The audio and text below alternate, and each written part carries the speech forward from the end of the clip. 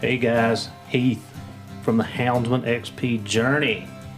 We are coming live from Studio B here at the Hyatt Ranch this evening.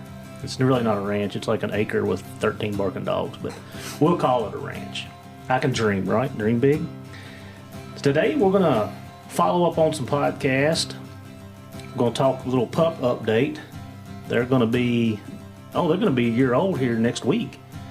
So we'll give everybody kind of a rundown on what the pups are doing and talk a little bit about bear hunting and dogs. So today I have got the wonderful and proud owners of these fine specimens of hounds that come out of Spook and Fancy. So I got Wes back with me today and Forrest. They're sitting in the co-chairs and we just going to start talking dogs. How are you guys doing today? Doing good. Yep. Y'all been doing nothing today, haven't you? Working at the house, remodeling. Working at the house and remodeling. Yep. What are you remodeling? The whole house, kitchen, Your house? Dad's. Oh. Yeah. I got you. So. Wes, what are you doing? Building fence? No, Danielle's got me painting today. Oh, I did see that. Looks Yeah. like you got some on the ceiling. Yeah, I'm not a finisher. So, Make her do the detailed work. yeah, no, it'd be a bigger mess, I'd imagine. Yeah. Well, I don't like to paint. I can roll. I'll roll the walls, but I don't like any of the trim work. Yeah, paint and moving, not a fan. Yeah. So, well, so our season's over, and it's kind of a downtime. I went hiking today and went back up on the mountain to the other mountain we hunt above your cabin and hit a couple high points and overlooks, and we went to Barney's Wall, which always makes me nauseous. Like I just, Yeah. when I get up on top of that thing, I mean, I really want to pass out. And then we went up to the tower, went over to the cliffs, and looked over it. And I didn't realize it until today. And as many times as I've been there, there's a waterfall coming off of the right side. Yeah, right side. And I've been through there. And I guess today, where the water was up a little bit, you could hear it and actually see it through the trees where there's no foliage and everything. I don't know. I mean, like I said, I've been in there, I can't tell you how many times, and I've never noticed that until today. So. Yeah, I don't know that I've ever seen it. So, then back to the nauseous thing, he gives Fuzzy a bunch of crap about heights. So here we are. Well, it's not the height. It's standing over towards the edge of that thing, and it's like, ooh, yeah, I just can't. I'm not a fan of that stuff either. Yeah. Sometimes you got to get over it. No, I'll just go under it. That's what I mean. You got to get over there to get around it to get down to the dogs. Yeah. Well, I mean, there's that ledge on the bottom. I can't tell you that. I know 2 times in September in training season that I've had to climb up on that ledge on the bottom side and get my dogs off of it. Me and one of the guys was in there, and like we were shucking dog leads and everything to try to get them off of that mess. Oosh. Yeah, he hung them up on it. Like the dogs were they were bait up, but there was nothing there but rocks. On a different podcast of there I was on a ledge. Well, let's talk about that. I mean, Wes, you was with me, and give us your version of that day. That was more of one of my lazy days. It came back toward the end of the season for us, and I had a lot of trouble this year with dogs, and things didn't go my way. I had a lot of trouble with off game, as I did the last podcast we all done. So I was kind of down morale that day, and Heath was going, So they went. We sat in the truck. I didn't want to, I knew he was going to go by himself, so we went anyway. Me and Clater that day, and ended up being a good day for him. Like I said, if you've listened to the other one, he was almost out, and we were sitting in the parking lot, and you could hear the dogs. I was like, "What are they doing?" He's like, "I don't know." Well, things got good. I said you jinxed me. That's what I said. We were talking about we didn't find anything all the way down that valley except fresh coyote crap. That's it. Yeah. And we were almost out. I mean, like I said, I was 0.8 of a mile from drop into the truck, and the dog's open, and I told him, I said, "You just jinxed me talking about that." Yeah, no, I hope I did. Well, if you'll jinx me like that every time, I'll take it. Yeah, no, I hope I did. But then there I was in the parking lot. So, but no, it got interesting quick, and I tried to get in there and try to give him some help, but they come within maybe 200 yards of us. I had a handful of dogs. They just went right back up towards Heath and them and just couldn't help him. But he didn't need it. And like you said in other podcasts, it's probably better that there wasn't 10, 15 dogs on that ledge in a hole. It would probably a different outcome, I'd imagine. Yeah, it'd have been a disaster. I mean, But, yeah, and I don't know if I told this in the other one, but I'll tell a little tidbit that when we turned to come back around the mountain, I had told Chelsea where to meet me at, which she's very familiar with that area because we hike in there a lot. In fact, we'd just been in there in November. And when I took off, and I was passing hikers, and some girl was pushing a bike down up the path past her and her mom, and like 3 hours later when I seen her, she had tears in her eyes, and she goes, "I can't believe you left me." I said, "Well, you had a radio in your backpack. Like, get it out and turn it on." And then she ended up, I guess she walked down to where you were at, or did you walk to where she was at? She wasn't far from us. She was just at the waterfalls there, so she probably wasn't 600, 700, 800 yards. Yeah. So, but yeah, you need to get that sigh of relief. Yeah, I got a little fussed at for that, so I can't help it. I mean, I was trying to keep up with them, and I just couldn't. If the yoga would be better, she probably could have made that hike with you. So, me and her and Chris had this conversation out at the SHOT Show, and we were talking about, you can do. I done CrossFit, like you can do whatever you want to do exercise-wise. It's different. It's just different, and I think where I've spent pretty much my whole life in the woods there, it's just second nature. And I think we all feel that way, that, we're comfortable, it's just the way it is. But it's a different fitness. It's a different level of being in shape, I guess, is to say. It's more for me like a drive. I mean, those are your kids. If they got them treed, you got something treed, you want to get there. And everything kind of goes blank for me just trying to get there in a hurry. And typically I'm... The adrenaline. Yeah, I mean... It's like Fuzz, he says that all the time about me. He says that he can outwalk me, but when the dogs are treed, I always beat him there. Yeah. But Fuzz reminds me of Flash off of Zootopia. The sloth that works in the DMV and it takes him 4.5 days to type out a tag. Oh, Lord. That's Fuzz. Like, he moves at sloth pace. Like, when I get in a hurry, I always leave everybody with him. If the girls are with me or Chelsea, I'm like, y'all just stay with Fuzz. Yeah. Sorry, Fuzz. Can't help it. It is what it is. But, it was a good day. I think I thought about that day a lot, and the dogs did a good job. I'm blessed. But if I had that to do over again and had time to think about it, I would never have taken that bear. I just wouldn't have done it. Again, I mean, you could sit and describe where you were at a million times to, different people, but until you're there, you don't understand the predicament that you were in. And that we came up and you showed me exactly where the hole was, and it was literally on a ledge and there's nowhere to go. I mean, that's a split decision that you can't take time to make. Yeah, I know, but like I said, if I had time to process it, I'd just let her go. Let her roll. That's what I told Chelsea down there, because I heard 3 shots, and I was like, it's got to be a good one. The last time I heard him shot, I mean, it's been years and years. And and I was like, hey, are you okay? First off, because I knew where he was at. I knew what was going on. I had 6 dogs, 7 dogs in a hole. I knew it was bad, but it turned out. Yeah. So let's catch up a little bit. Let's have y'all been listening to any podcasts? I don't care, mine, somebody else's, and if you are, what are you taking away? What are you learning? What's your interest?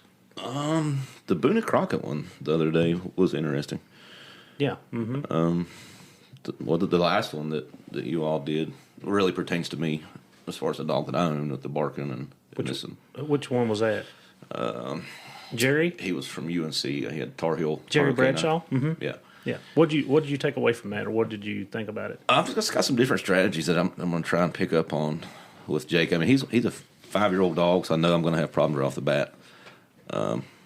When I got him, he had problems. Was where it became my problem. But the truck barking and stuff, so I'm trying now to load him every day, and it's actually am starting to see a little bit of difference. He knows now that he's not going hunting for right now, but as far as the barking goes in the box, I mean, he's like you were saying. As soon as they hit a gravel road, they know. And I have a truckload like that, but not so much like him. But now I'm starting to take every day, every chance I get, go to town or the farm, wherever. Then I'm loading him up, and I'm stemming him because he's still barking. But the end result is, I think I'm seeing a little leeway with that.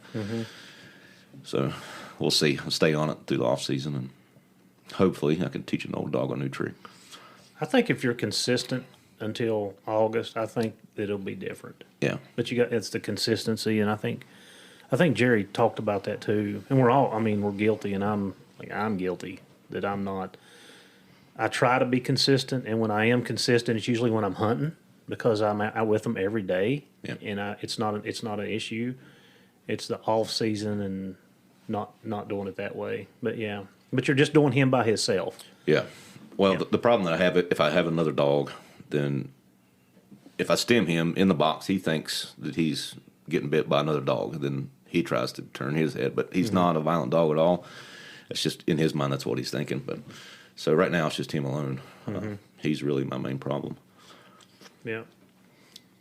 What about you, Forrest? You listen to anything? Yeah, I mean, I haven't listened to many. I listened to one with Jeff when he was in hunting with us, and just his, I guess, philosophy and how he trains his dogs, and then the similarities and differences between working dogs and our hunting dogs. Yeah. Jeff's a world of knowledge. I mean, and it's, sitting in that classroom, and like I said, I remember it was in August 2013 in St. Louis, Missouri, and I was sitting in the classroom with him, listening to him and learning, and I'm like, man, I'm so far behind the ball because I already know this stuff. I've been hunting hounds. I know what he's talking about. I've seen it, and I'm not applying it to the law enforcement side. And I mean, it's a very humbling experience. Like, it just kind of deflates you, and you're like, all right, I got to do better. And, we've been to Jeff's. Robbie and I have been to Jeff's a couple times, and, every seminar we go to, we spend time with him. We're around him or just talking to him and getting any knowledge we can from him. And, now he's, coming up with us, which is even a bigger blessing. And, they want to come back next year. They enjoyed it, and he enjoyed it, and the girls enjoyed it. Yeah. So I bet he'll be in better shape next year when he comes. Yeah, that walking stick he had, it'll be a little shorter, won't it? Yeah. But I also think too, like with Jeff, it opened his eyes on how we have our dogs trained to free casting and stuff, picking scents up. And he was saying, I don't know if he talked to. We said a little bit about he could take some of that back to his dogs, where he rather has control about like letting them trail and stuff. Yeah, and he does a lot of fire trails, which in our side of the world, that's the dog's running off lead. The person takes off, drops an item, and they take off into the woods, so the dog visually sees the prey leave, and then the scent article, which is usually just a wash rag or a towel, or that could be a hat. I mean, I know when I was down there, I dropped my hat a lot. Just drop a scent article, the dog runs past it, and it reaffirms that odor. Oh, okay, I'm chasing you. I'm chasing this person. And then they have to switch it from their eyes to their nose because the person's out of sight. So he does do a lot of the fire trails, and that's how he starts a lot of his dogs. And I've always said it, that our biggest hindrance in law enforcement is having that lead on a dog. My dog would probably be 80 or 90% successful if it wasn't for me behind it. I mean, really. And now that I'm running schools and I'm teaching that application, the new handlers unless they have a really solid dog, that experience, it takes a while to get that experience. And that's why maybe right out of the gate they're not successful at actually having real live finds and deployments. But as they gain that experience and that dog gains that experience, then they seem to start picking up their success rate. So, that's something that I see. And like I said, I hate the lead on tracking for humans, because I know I'm going to mess my dog. Like, I know I'm going to take a left when he's taking a right, and that's because I think I'm smarter than he is. And actually, I can't smell what he's smelling. Or I stopped and missed a turn or something like that. It's all, and I'm a boat anchor. Like, I'm slowing that dog down. I mean, that was one of the things that he was talking about too, is how quick the dogs got through the country. Yeah. I mean, just bam, bam, bam, and we can't allow ours to be off lead, because then it becomes a liability. Yeah. Especially if you have apprehension dog, then it's a double liability. And so, yeah. Wes, any others? No, there was something about, speaking of Jeff, there was something about his, and I was looking for it there while you were talking. He was talking about the dogs going so hard and getting gas, but I can't remember exactly. Humidity. Yeah. Mm-hmm. Yeah. Humidity, yeah. Yeah. So. Yeah, me and him got into a conversation one evening about the humidity, and he felt like that it helped him with the scent association, and which I know moisture helps odor. I get that. But after we got to talking, it gasses the dogs, because they can't release their perspiration through panting when the humidity levels start getting higher, and in turn that gasses them twice as quick. And we don't really have those issues during December. It's late August and early September. And as September, we keep saying our dogs are getting in better shape. Well, of course, we're running them every day, but at the same time, 2 weeks into August, our dogs are probably in the shape they're going to be in. Then every day the weather changes, and then temperature changes, and the humidity changes, and I think that's where we see the big difference in them.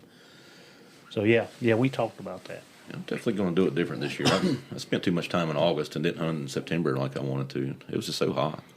Yeah. So. Well, it's dangerous. Yeah. It's dangerous. We saw what happened, but no, thank you. Yeah. Yeah.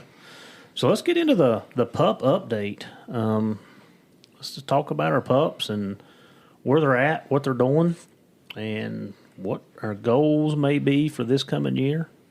And Wes, I'll start with you. You're on the other end of the table. I'm really liking August so far. She's really settling down. She was kind of whiny on me here back in season in the truck a little bit, but she's got her quirks. But seems like she's really getting comfortable at the house, and she's getting comfortable with me. And I've just about probably 90% got her tone broke. Not broke, but tone broke. And I've been out coon hunting her a little bit, and that's been some success and some failures with that. I've run some off game. So last night I actually hunted her, and it's I'm really liking the direction that she's headed. So what's your? Yeah, I know we've been keeping up, and you texting me and sending me videos and stuff. So just to put it out there, she is like a replica of Spook, except she trees harder than he did at that age. Like, she sounds like him, looks like him. I mean, everything about her is him. Yeah. Except the tree. And she does have more tree in her than he did at that age. Yeah, she's definitely... She enjoyed... After the first one we had back in August, we were out together with both the pups. Mm-hmm. And that's when things really changed as far as the tree goes. And the second one, the next day. And then every other time, she's been packed in the trees, and she flies in there, and she's a hammered down tree dog. But, she's not a lockdown tree dog, but she likes to get after it. So, down the road, I think she's going to be just fine. Yeah, she's gamey. Very gamey, yeah. More so than what I'm seeing out of mine. But so, what? Talk about your successes and your failure. What are you seeing good? What are you seeing bad? Or not bad, but what are you seeing that's not where you want it to be? Right now, so the last time that we hunted, I had a little issue. I couldn't get her really to leave, and we talked about it over the phone, maybe to lay her up for a little bit. But she was doing pretty good. My neighbor beside me's got a silage pile, and the coons are in there, and so we were, consistently putting her on game and running game, and she finally did a solo with her own coon, and then I thought, okay, good. But then we'd have a good day, then we'd have a bad day, then we'd have a day we wouldn't do anything, and then, like I said, I'm quite certain the last time I run them, it was a coyote, her and Koa. Pretty certain of that, but I'm just going to keep hunting her, I think that's all you can do, but I don't want to put too much onto, they're just getting ready to turn a year old here in a few days. And I don't want to pressure her too much, but I think she's heading the right direction. I think she'll be fine. Yeah. Yeah, I mean, I like what I see out of her. Yeah. I mean, the little things that you're running into is part of being a pup. Right. And a young dog. And maturity is going to take some of that out of her, and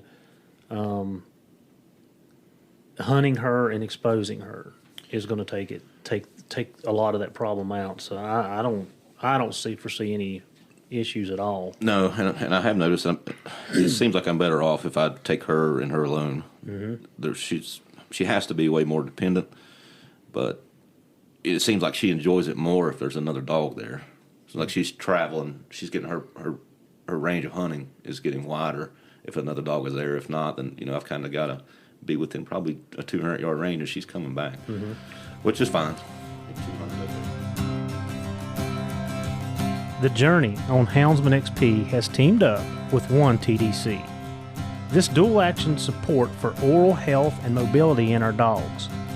This unique supplement is so effective that it is recommended by top veterinarian experts worldwide to maintain and improve our dog's health in 4 different areas. Their oral health, hips, joints, and muscles, skin, coat, energy, and recovery. Guys, I've been using this product for the last 6 months, and it has been a game changer for me. If you're looking for something to help with the overall health of your dog, go to worksowell.com and give this product a try. It is highly recommended by Houndsman XP here on The Journey.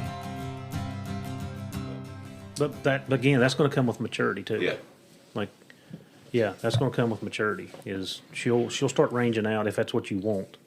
Right. And doing those things. Yeah, 400 or 500 yards. I'm good with that. Any further is just kind of not really interested in. But if she wants to go deep and find one, then I'll get her when I get there. As long as she's sitting under when you get there, right? Yeah, as long as it's in the tree, not running.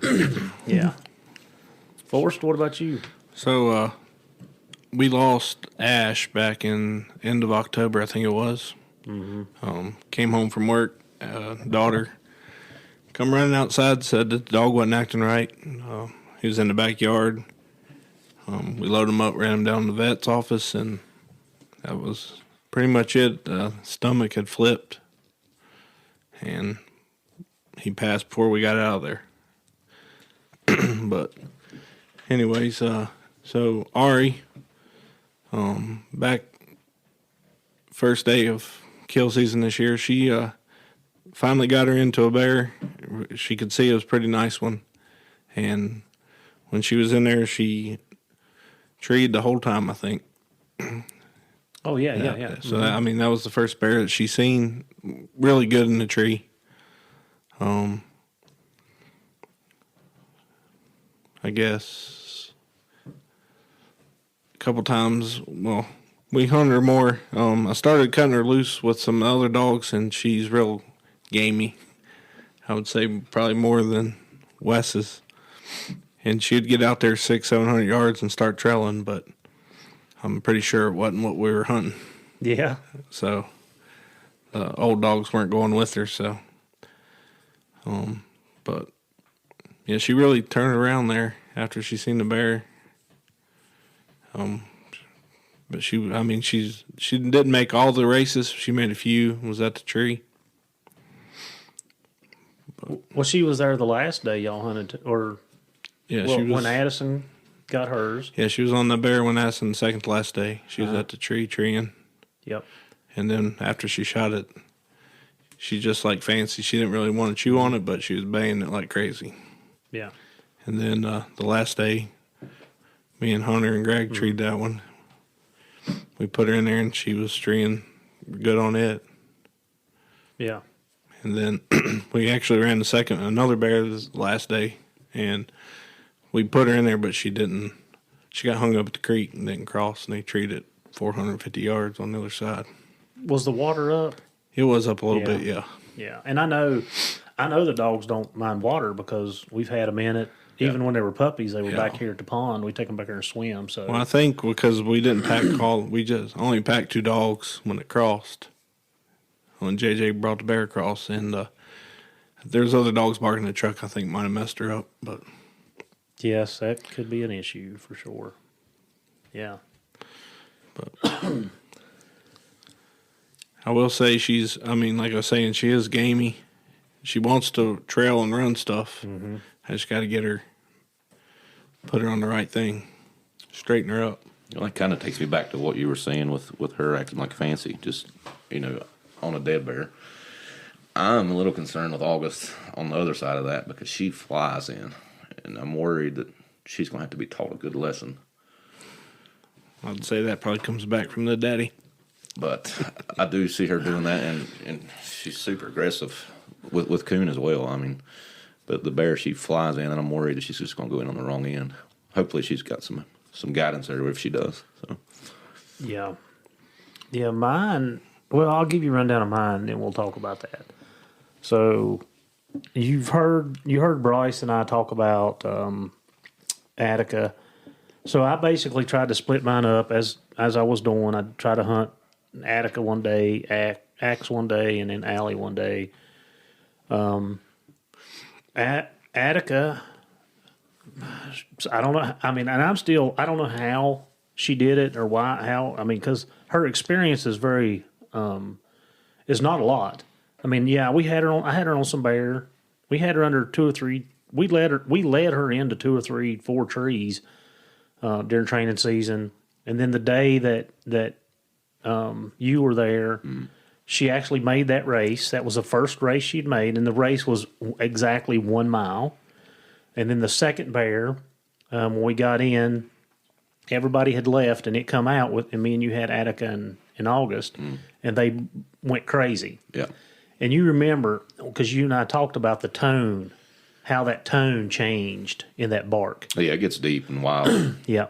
So the first day of season, you guys are on the other end of the valley. I'm coming in from the top. Me and Bryce are coming in from the top.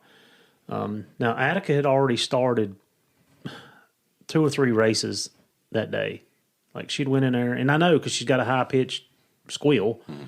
I'm 99.9% sure it was deer. She'd run them for a couple 100 yards, and I'd tone her. She'd come back.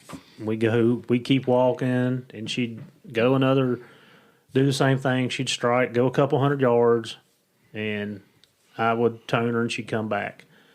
Well, she'd done that 2 or 3 times on that day, and we had went around this curve, and Spook and Kate and Maggie was in heat, so I had Spook and Kate, and they had went down to the creek, which was about 450 yards from where I was at, and they heard Greg's dogs and went down to them.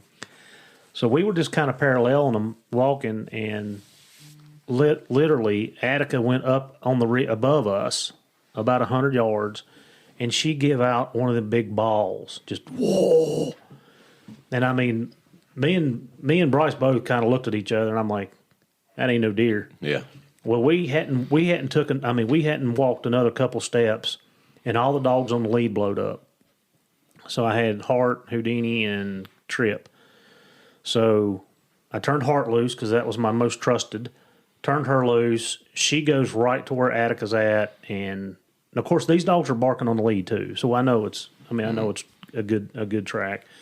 She goes right to where Attica was at, and she leaves. Attica's with her. I turn Trip loose. Trip gets in there, and then I turn Houdini loose. They go up towards the top of the mountain, make a hard turn, go out the mountain, and then drop right back down and cross the path in front of us. Well, when they crossed the path, Spook and Kate heard them, beeline to them. Everybody got together, and they come down to you and turned and come back. And so when they caught that bear, when they had went to you and turned and come back to me, we were standing there, and that's when they caught and was stopped. And that's when Attica turned, like she didn't want no part of it. And I had noticed that when I was in either down on the coast or in North Carolina, I can't remember. Yeah. She wasn't a big fan. So she come out. You ended up catching her that day. But she started that track. So, I mean, she definitely wants to run, just like y'all. I mean, she wants to run stuff. And throughout the season, I don't know that I got her on another good race. I don't know. Like I said, I was alternating the dogs and trying to take, one here and one there. And if we had too many dogs, I just wasn't taking the pups. So there was some times I didn't take them. And then the last day, the day that you were there, and I ended up killing the bear over on the cliff. I'm just going to throw this up there. I had put her on the lead because she was running so much off game, all the way down that valley, and we had to stop and wait on her for 30, 40 minutes at times. So I had told Chelsea to put her on the lead. So we had her on a double coupler with Trip. And Kate Spoot and Maggie was loose. And I don't remember where they were at, but we were getting ready to, we were literally making that drop down to that first big hard turn, the switchback to y'all. And she literally blows up on the lead. And when I say blows up, I mean blows up like, she wasn't shutting up. Yeah. Even when I tried to make her shut up, she was, rrr, rrr. Well, Spook and Kate went up the hill, and Spook went right, left-handed. Kate went right-handed, and that's when Kate ended up jumping. Spook turns and comes back, and anyway, so I don't know if she winded that bear because Kate was almost 200 yards from me when she opened. I don't know if Attica winded that bear. I don't know if it was junk and we just happened to be in the same area, but she opened off the lead on a double coupler, and none of my other dogs said a word. None of them. So I don't know, but they ended up catching the bears. I don't know. That's interesting for sure. So Axe, I had him a couple of days. Didn't really get him in on anything for some reason. Most of the days I had him, we were hunting for the bear that we never did end up. It demolished your dogs, and we never did actually get to get him. So I really didn't get him in on none except the one that Danielle was on.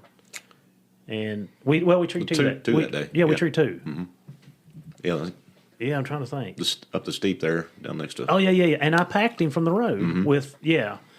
So, and he went in. He has not been to a tree with a bear in it. So me and Maddie was sitting there, and I was talking. Me and Maddie was talking. I'm like, well, that's his first tree that he's actually been to with the bear sitting up in a tree that he can see. Right. But he was just barking because the other dogs are barking. Now, my opinion of Axe, he's a little rattle-headed. Like, he's a little more, like, goofy than I prefer. I do feel like as he'll mature out of that, he's very sporadic. It's like he's got ADD. Like he's all over the place. When I feed him, still to this day, like when I feed him, he's like a caged gorilla just bouncing off the pen. And I make him sit. We all seen it. I make him sit, and then he'll down. And when he's calm, he gets his food. I'm trying to establish that foundation like Jerry and I talked about now because he is all over the place. Now, Attica and Allie, they're not like that. But so I got him into the one tree that we caught down in the holler, and then the tree that Daniel was on, which he got come into the tree, and then he ended up leaving. And then he ended up coming out where we come out, and I caught him an hour later, whatever it was. So, yeah, got some work to do with him. But now he really did a good job in North Carolina. He stayed on a bear on the ground, first bear he'd ever seen for two. He stayed longer than any dog that I had. Him and Hart stayed longer than any dog I had. Yeah. And I didn't turn spooking him loose, so don't. But puppy wise, he stayed. Him and Hart stayed until those shotguns started going off, and it spooked both of them. So it is what it is. He was 6.5, 7 months old, maybe not even 7. He wasn't 7 months old at the time. So, and then Allie, kind of, I don't know. I'm a little disappointed in her. She's a pleasure to be around. She loves to be with you. You can go hiking, and I don't care how she's with you.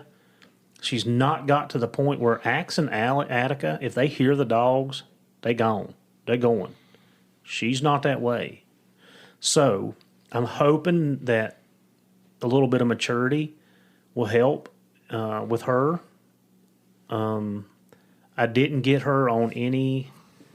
I kind of had put her. Actually, I didn't hunt her as much as I did Axe and Attica, just because of that reason. I wasn't in a big rush, and plus I had those two, and I didn't need to take her so much. But towards the end of the season, when Maddie was with me, I started taking her quite a bit.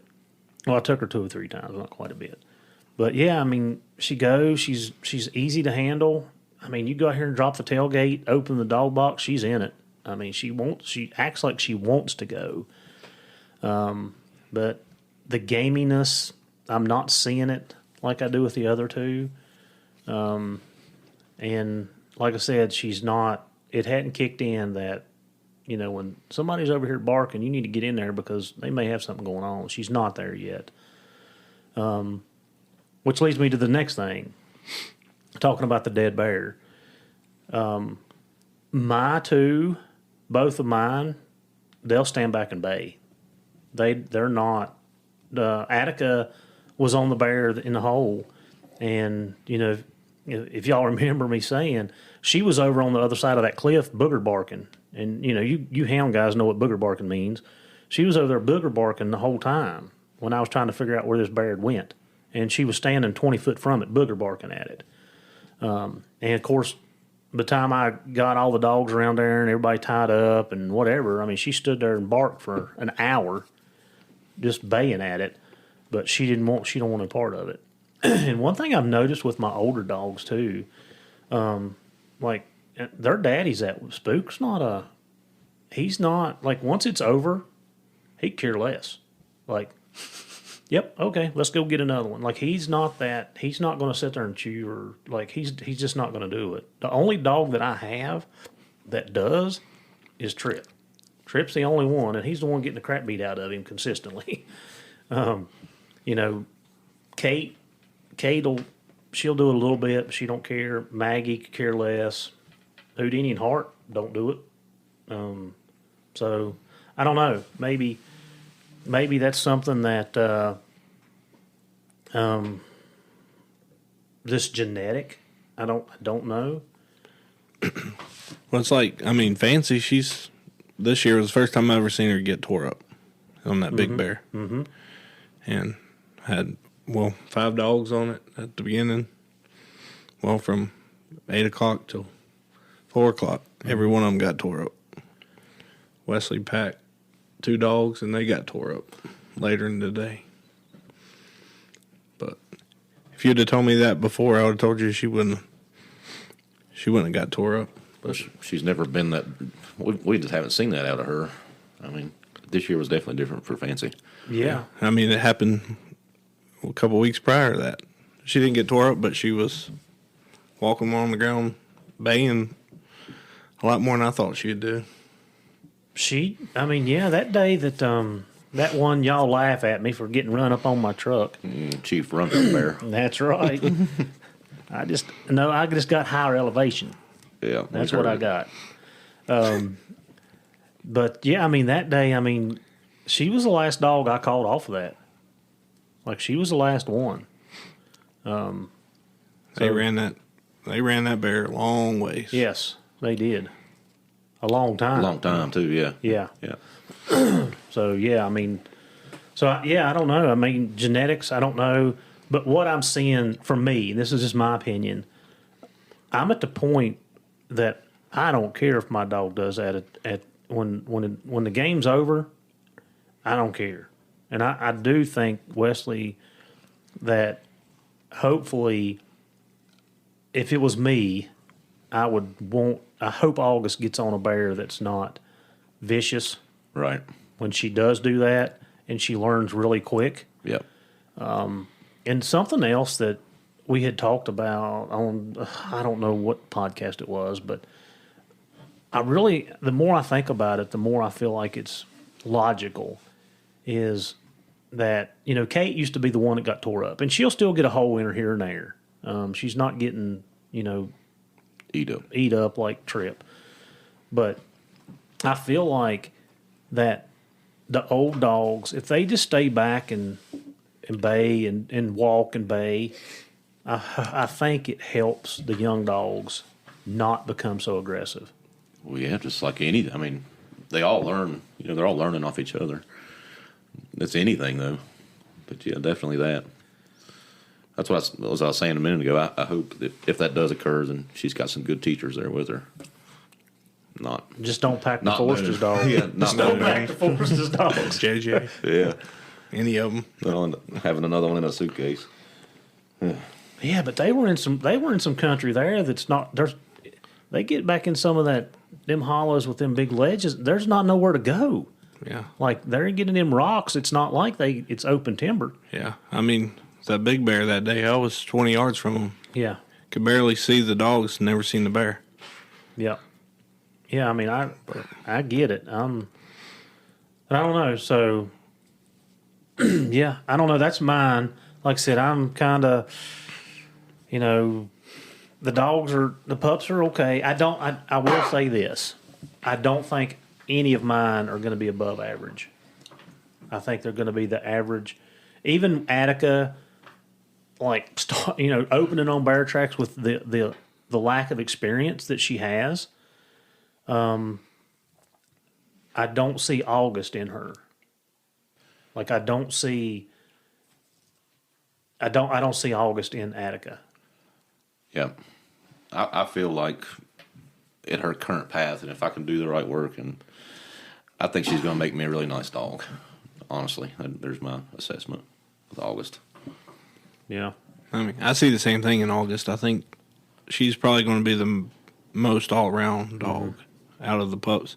I think Ari, in my opinion, is going to be more of a trail dog, just like Fancy. But that could change. She's going to trail, she's going to run something, and she'll tree it. Yeah. Yeah, the dogs definitely have more tree in them than Spook. It was a year and a half, almost 2 years before Spook really clicked. He'd run the stuff to the tree, run them all day long, but that clicked. But I think where we've mixed, put Fancy with, her being a registered walker, put that in with him, that's brought a little more of that tree out quicker, I think. But I think Attica is the same thing. I think Attica, she's going to trail and tree. I just don't see her having the drive at this point. Now, it could change because they're going to mature differently. Yeah. I see Attica and Ari kind of in the same field. Let's talk about Axe. The day that they were up there and I sat in the truck, it was the day after I killed mine. Mm-hmm. And remember, I let all three of them out? Yeah. And what I tell you sitting there? Yeah, we said that sucker will go run something here in a minute. And it wasn't about a minute. There he was. I caught the other two. I had Attica, Allie, and Rogue. Y'all hear me talk about Rogue next year. He's my next project. I had them, and I went ahead and caught them. And Axe was gone, and I told Wesley, I said, you just give him a minute. He's going to be running up on the side of this mountain somewhere. And I don't think we got back to the truck. No. And here he come, hooray to rail around the side of the hill. He wants to go and run. He wants to go and run. Like I said, he's a little rattle-headed. This guy says he's rattle-headed for me. I don't know. I think they're all a good mix between the two dogs, between Spook and Fancy. I think they're a good mix. How old's Fancy now? 4? Yeah, 4. 4? Yeah, she really... she was a nice dog when you got her, but this year separated her, in my opinion. Yeah, she'll be 5 in August, so... this year. Yeah. So I don't know. So other than coon hunting, Wes, what are you gonna do in the off season? You gonna work on Jake? Yep. Yep. I've got Jake. I need to get Willow, decide what I'm going to do there. Mm-hmm. I've got some projects as far as dogs. So mainly, my main goal was August, but I'm not going to pressure her. But my second goal was to shut that barking up because I'm about to go nuts. And everybody else that hunts with me, I understand it's crazy, but it was in a podcast a long time ago. They talked about you overlook some of the faults because you like the dog, and I have overlooked this fault, but I do like the dog. But is he like most days? Yeah, besides the barking. If he's running, I love to listen to him. That truck, man, it's just something about it. He's got a big old mouth on him, too. Yeah, he's got a horn. But now, does he bark like it in the kennel? No, he's quiet at the house. I mean, you'd never know you had him. It's that excitement with the roads, and he knows we're about to go hunting. Or y'all talked about, with the podcast the other day, that it was really relatable to what I'm dealing with. But he is super quiet at the house. Hardly even barks when I feed. But that truck is just something else. Well, that's when the fun begins. Yeah, no, I understand why. Now I need to try and. I wish that I had the knowledge, from the podcast and stuff. But, I could call you any time of the day and ask you something. But I wish I'd have got on this earlier because, like I said, now he's 5, and I've got a 5-year-old problem. So. Well, like I said, consistency's a key. Yep. I would think. What about you, Forrest? What are you gonna do? You're gonna be out of commission, ain't you? Sounds like it. Yeah, go to the doctor next Friday, see about surgery. Yeah. So,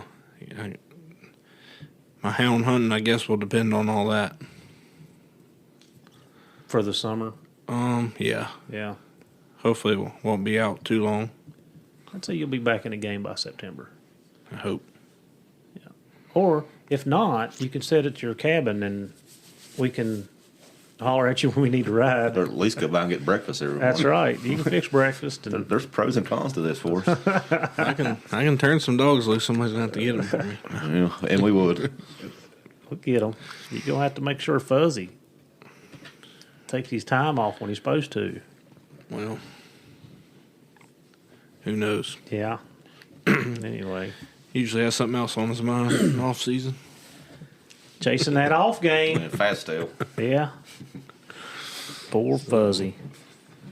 Oh, well. When are we going to get Clater to get a dog, Wes? It ain't happening. I asked him if he wanted to come with us, just listen today. He didn't do it? No.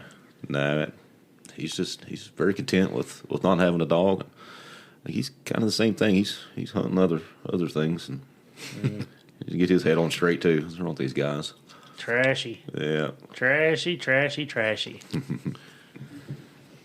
So what's the plans this year? I know that one of my goals for the year is to get Kate bred. I definitely want to get her bred. So that's one of my number one priorities is when she comes back in heat. And even so, I'll just kind of let you guys listening know. So she come in heat in September, and I chose not to breed her because that means she would have had the pups pretty much in December, and I'd have missed bear season with her. And so I made that decision. This year, if that happens, then I'm just going to have to miss her season with her. She just turned 4, and I don't want to keep putting it off. Yeah, we need to get something going as far as she goes. We need some dogs. So we've got these puppies here.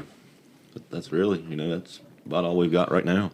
Yeah. As far as coming on, and, I feel like Kate's going to be a contributing dog, no matter who you breed her to.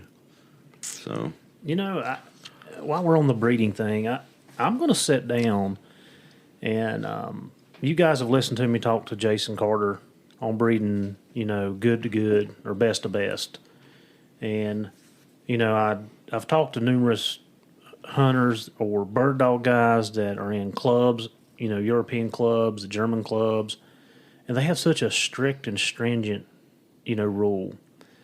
And now I've said it on here before. You know, I've bred dogs just to be breeding dogs, and I'm trying my best not to be that person anymore.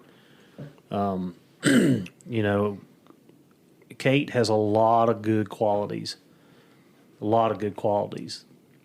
only thing that I don't care for is her being tight mouth. But we seen this year, and I'll ask your guys' opinion. I mean, just tell it like it is. I feel like Kate's got a better nose than we thought she did. Yeah, you and I have talked about it. We talked about it when we went up to New York and stuff. But she'll get gone, and then by the time you realize she's barking or running, or the bark indicator's going off on the Garmin, she's jumped. Mm-hmm. She didn't go 700-800 yards for nothing. No. Well, and the day that Brad killed his bear, like literally, she went over the bank into that little hollow in some rocks, and she stayed in there and stayed in there and stayed in there. And we had walked a couple hundred yards, and usually, you know, she'll get done and come on. Well, she didn't. And I'll tell one on myself. I was getting ready to tone her, and I was like, I'm going to give her a few more minutes. We're not in a hurry. Give her a few more minutes. And then she started making some circles, and she made a couple circles, and then she started down the hollow, and she hit to the creek. And by then, of course, I've hunted in there. I'm like, okay, let's see what happens here. This is interesting. She hit the creek, and when she crossed the creek and started down the creek towards you, Wes, like she opened, she give them 3 yodels, yo, yo, yo, yo, and Spook heard her. Boy, them ears come up. He perked up, stood forward, chest out, and I grabbed his collar. And when she yodeled that second time, she was about 100 yards in front of where she was at, and then he just beelined it to her. Soon as he hit the creek, I mean, he squalled, and then, of course, then we knew. Right. But then she had it treed before everybody else. But there was nothing that I had started in those rocks like she did. Maggie was down there. Spook had been down there. They did not stay like she did. But she has a stubbornness about her that it drives you crazy sometimes. But Drive you crazy. I love it. Well, the day that you had to pick her up on the other side of the mountain. Yeah, but I mean, you know, you said that before, but she goes and gets gone. But more often than not, lately, she's getting gone. She's coming up with something. That was one time that I caught her that she wasn't doing anything. Yeah.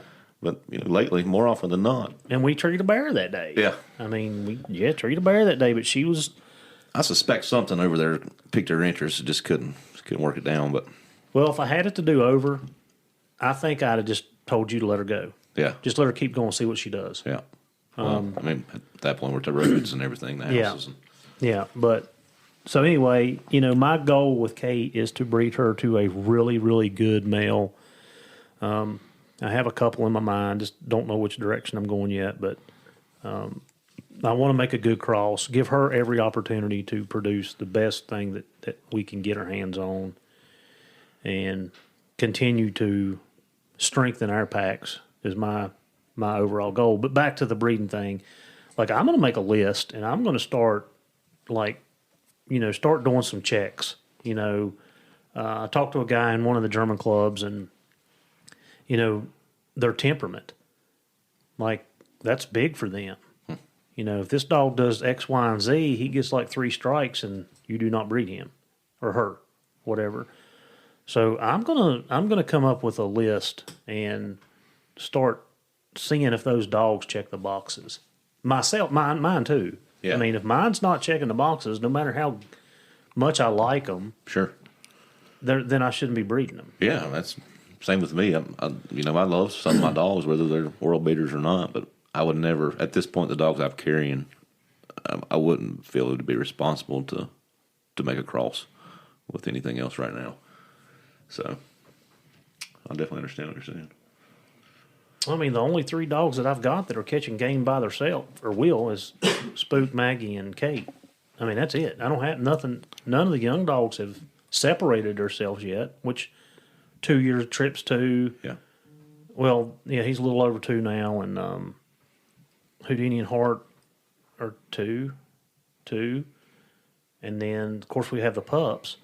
So I don't have anything separating themselves. And, you know, me and Maddie had this conversation the other day. Friday evening, we went out, me and her went out and grabbed some supper. And, you know, she said, Dad, she goes, you know, I really, really, really enjoyed this hunting season. And I said, you did? She said, yeah. She said, you know, we got to spend time with the dogs. You and I got out a little bit by ourselves. And she said, I just really enjoyed it, you know, and that makes me feel good because, you know, your daughter is out in the woods tromping 10, 12 miles a day, and she's not crying about it. Yeah. And she had blisters on her feet. That day that you caught Kate and you come around. Yeah, just you and her walked in. And me and her, and we ended up treeing back in that mess. Same whole forest was in. Yeah. Yeah. Yeah. Drug addicts. Yeah. I mean, she had blisters on her feet, and she never complained. Never. And I'm like, you know, honey, we got to get you some boots. But, yeah, we were talking about dogs and breeding and just what we had. And, you know, right now, I mean, Kate and Maggie's just a good, solid dog. She's not flashy and fancy but dependable. She's very dependable. And this year, you know, I did see that, like, she told on those young dogs a couple times running coyotes. I mean, she flat out, man, as soon as trip started, she couldn't get back to me fast enough. And I didn't do nothing to her. Like, she'd come back.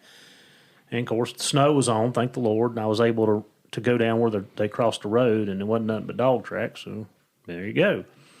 But, yeah, I mean, Kate and Maggie's the only two things females that I have that I would, you know, consider breeding at this point. So my goal is to do better too, and you know, produce dogs that we can catch game with. What's y'all's thoughts?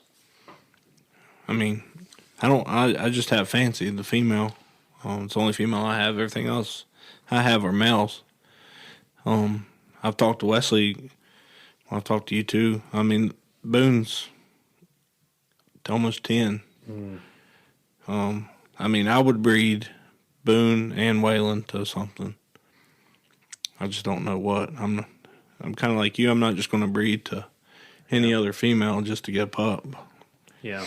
I want it to be something worth breeding to. Well, I think if you're looking for the quality of dogs that we want, I think we have to be more strategic in what we do. I mean, I'm really, you know, that's one thing this podcast has done for me is really open my eyes talking to all the other guys dogs in general, and I don't care what kind, you know, hound, bear hound, lion hound, bird dogs, retriever, I don't care what it is, but it's kind of opened my eyes to some big mistakes and some faults that I've had or done that, you know, if you're going to produce top quality dogs, you need to be very strategic in how you do that. And that doesn't mean that it's going to turn out either. Like, yeah, you know, yeah, I mean, I think half the battle, you know, it's not really even on the dogs. You could take two top-notch dogs and ruin them by the way, you know, that you handle them. Like I said, I think with these dogs, and I commended you last time we had the same conversation here about them, how they were handled is, I mean, it's almost seems like to me 75% of it once they came up as pups. Yeah. Well, I mean, I think it's a foundation. I mean, I do. I think it's and you know, I learned that from the police, the law enforcement side of it is when we go to these vendors and they've raised a litter of pups and pretty much put them in a big pen and a kennel, and they haven't done a lot of hands-on stuff with them, their drives and stuff are still off the chart, but they're miserable to be around. Yeah. And, you know, like Pino was raised on a farm over in Holland, and, I mean, they had sheep and goats and Great Pyrenees running around, and when I got him at 11 months old, I mean, he was like a 2-year-old dog, maturity-wise. Yeah. And I do think that I'm a big believer in that. And I know a lot of hounds guys, you know, they're able to do that. So, I don't know. But, yeah, pup update. Anything y'all want to add, take away? No. I don't think so either. Yeah. Like I said, I feel like August is she's a splitting image of Spook. I mean, that day that we were up there on we treated those two that day. Like me and Maddie was sitting there. August was on the right side, and Spook was over here on my left side. And Maddie's like, I can't believe how much she looks like him and she sounds like him. And I'm like, yeah, it was pretty. She's almost identical. Yeah. And I think Ari and Attica sound a lot like Fancy. Yeah. Do you think so? Well, I do. Yeah. I mean, Ari reminds me exactly like Fancy. Yeah. And I told you that when she looks the same. Yeah. Carries herself the same way. Yeah. She's taller. Mm-hmm. She got her height taller? after Speak. I was out. Is she? Out of Spook, but yeah, she's taller than Fancy. Well, I'm gonna tell you, if you put August and Spook beside each other, you can't. If you don't see who's carrying what parts on them, you wouldn't know. Yeah, and just the sound too. I mean, they sound almost the same. They look the same. Yeah. But yeah, they're big dogs. I was thinking about that too. You can't expect, they're younger dogs, but because they're got 12-mile legs, they shouldn't be making 7-mile races. But I think we want them to do good. But this year's gonna be a good year. Yeah. We'll know more by the end of the year what we got. Like I said, all of them's already opening on tracks and running their own tracks. Mm-hmm. I mean, the only one out of the 5 that we have is Allie. She's the only one that hadn't taken off on a track on her own. I mean, Axe, you better hold on to him because he's gone. Yeah. And now Attica, she'll stay with you and hunt, but once she catches something, boom, she gone. And then yours is doing it. Forrest, yours is doing it. Wesley, yours. Allie's the only one that's not taking off and doing what the others are.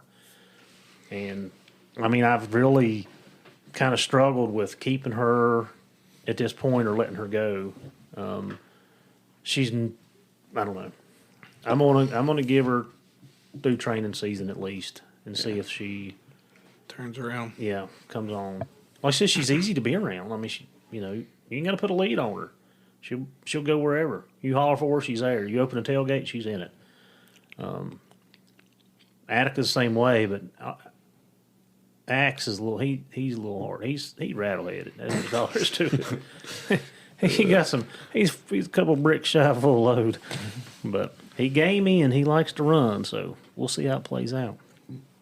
Well, guys, I appreciate y'all coming over to the ranch this evening. Yeah, thanks for having us. We'll have to stop by and get our brand here before we go. Yeah, I got a new brand. Oh, I don't even want to know. It's the Double Bar H. I'll find one better than that, I believe. All right, guys, I appreciate y'all coming over. So thank you guys for helping us teach, train, or learn. Just learning about the pup update.